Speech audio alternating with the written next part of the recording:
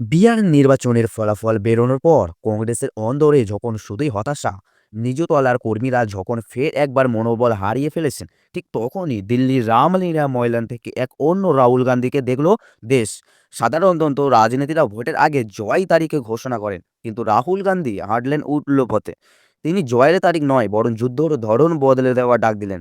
তিনি স্পষ্ট বলে দিলেন এই সময় লাগবে, হয়তো অনেকটা সময় লাগবে, কিন্তু এই লড়াইটা আর ভোটের লড়াই নিয়ে এটা এখন সত্য বনাম ক্ষমতার লড়াই। কিন্তু কেন হঠাৎ লালমনিরহাট ময়দানে দাঁড়িয়ে দেশের হাজার হাজার কর্মীকে দিয়ে ভারতের নির্বাচন কমিশন থেকে নাম মুখস্থ করালো রাহুল?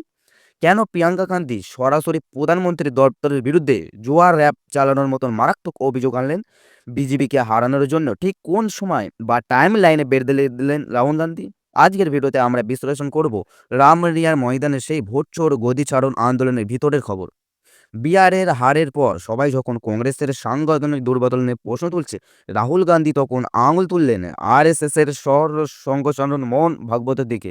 রাহুল আজ একটি মন্ত্র দিলেন হতাশ কর্মীদের। তিনি বললেন, মোহন ভাগবতের দর্শন হলেও সত্য নয়, ক্ষমতাই আসল। আর কংগ্রেসের দর্শন ক্ষমতা নয়, সত্যর আসন।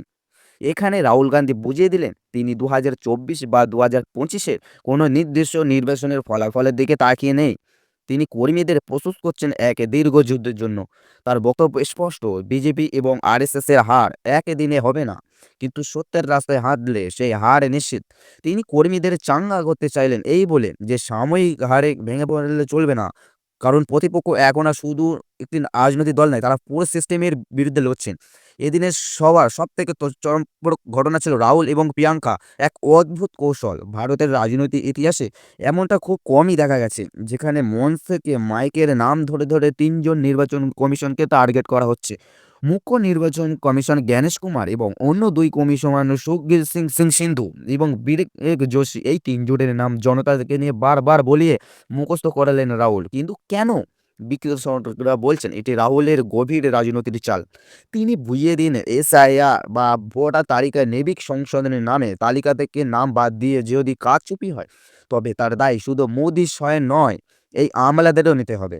রাহুল এবং প্রিয়াঙ্কা স্পষ্ট হুঁশিয়ারি দিলেন, ভবিষ্যতে এই গণতন্ত্র হত্যার জন্য মানুষের কাছে এই ৩ অফিসারকে জবাবদিহি করতে হবে। অর্থাৎ কংগ্রেস এখন সরাসরি আমলাতন্ত্রের সেই অংশকে চাপে রাখার কৌশল নিয়েছে যারা সরকারের হয়ে কাজ করছে বলে অভিযোগ।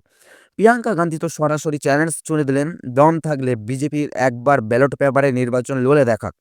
তবে এদিনের সবার পারক চলালেন প্রিয়াঙ্কা গান্ধী বদ্দা। বেদাগার অক্ত ব্যক্তি বা তাকার পকড়ের মতন চেনাচেনি ছিল, কিন্তু প্রিয়াঙ্কা সরাসরি প্রধানমন্ত্রীর দপ্তরকে নিশানা করেন এক মারাত্মক অভিযোগে। তিনি বললেন, মোদী সরকার তরুণ জোয়ার অ্যাপে ব্যস্ত রাখছে। আর এরপরে যোগ করলেন, সূত্রের খবর খোদ প্রধানমন্ত্রী দপ্তর থেকে এক ব্যক্তি এই জোয়ার অ্যাপগুলি পরিচালনা করছে। জাতীয় রাজনীতিতে এত বড় অভিযোগ অত্যন্ত বিরল। প্রিয়াঙ্কার দাবি, সংসদে বন্দের মাতারাম বলে বিতর্কে রাখা হচ্ছে, যাতে এই ধরনের দুর্নীতি এবং বিদেশি নীতির ব্যাপারটা নিয়ে আলোচনা না হয়। এটি কি নিছকে রাজনৈতিক বলি, নাকি কংগ্রেসের হাতে কোনো গোপন তথ্য এসেছে? এই প্রশ্নটাই এখন দিল্লির রোহিন্দে ঘুরপাক খাচ্ছে। লড়াইটা যে কতটা ব্যক্তিগত এবং আবেগের জায়গায় পৌঁছেছে তা বোঝা গেল কংগ্রেস সভাপতি মল্লিকার্জুন খার্গের কথায়। বেঙ্গালুরুতে তার ছেলে ৮ ঘন্টা জ্যোতি অস্ত্রোপচার চলছে, স্ত্রী ও মেয়ে বারবার ফোন করছে, কিন্তু ৮৩ বছর বয়সে খাড়কে সেই পারিবারিক সংকট ছেড়ে দিল্লিতে পড়ে রইলেন এই জনসভার জন্য। নেতাকর্মীদের তিনি বার্তা দিলেন, সেনাপতি যদি মাঠ না ছাড়ে তবে সৈনিকদেরও হঠাৎ হবার অধিকার নেই। নামনিয়ার ময়দানে এই সভা থেকে একটা বিষয় পরিষ্কার, কংগ্রেস আর শুধু ইভিএম বা ভোটের অঙ্ক নিয়ে ভাবছে না, তারা এখন লড়াইটা নিয়ে যাচ্ছে সরাসরি প্রতিষ্ঠানের বিরুদ্ধে। রাহুল গান্ধীর সময় লাগবে, কিন্তু সত্য জিতবে। এই কথাটি আসলে বিজেপি থেকে হারালো কোনো নির্দিষ্ট তারিখ নয়, বরং এটা হলো মোদী সরকারের বিরুদ্ধে এক দীর্ঘস্থায়ী ও সর্বাত আন্দোলন। ৩ নির্বাচন কমিশনকে নাম ধরে হুঁশিয়ারি এবং পিএমের বিরুদ্ধে জোয়ার অ্যাপের অভিযোগ। কংগ্রেস কি এবার সত্যি অল আউট অ্যাটাক মোডে, নাকি বিহারের হারের ক্ষতে পণে দেওয়ার চেষ্টা? আপনার কি মনে হয় রাহুল গান্ধীর এই সত্যের লড়াই কি কংগ্রেস ঘুরে দাঁড়াতে পারবে? কমেন্ট করে জানান আপনার মতামত।